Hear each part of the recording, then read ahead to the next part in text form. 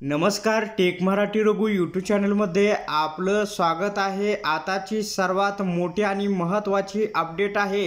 1 मे 2024 नंतर जन्माला आलेल्या बाळांसाठी आता जन्मदाखला किंवा शाळा प्रवेश किंवा सर्व शैक्षणिक कागदपत्रे किंवा जमिनीचा सातबारा किंवा इतर कर्मचाऱ्याचे सेवा पुस्तकावर आईचं नाव हे बंधनकारक असणार आहे।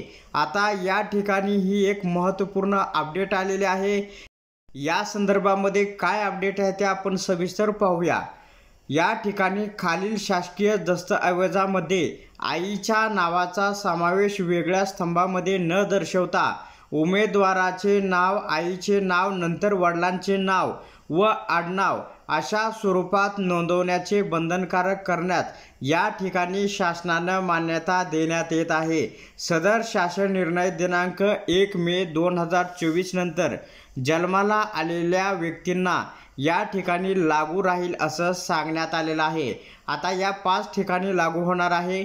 एक तर जन्मदाखला, दुसरा आहे शाळा प्रवेश आवेदनपत्र, तिसरा आहे सर्व शैक्षणिक कागदपत्र, त्याच्यानंतर जमिनीचा सातबारा, प्रॉपर्टीचे सर्व कागदपत्रे, शासकीय निमशासकीय कर्मचाऱ्याचे सेवा पुस्तक, याच्यामध्ये आता आईचं नाव हे लागणार आहे।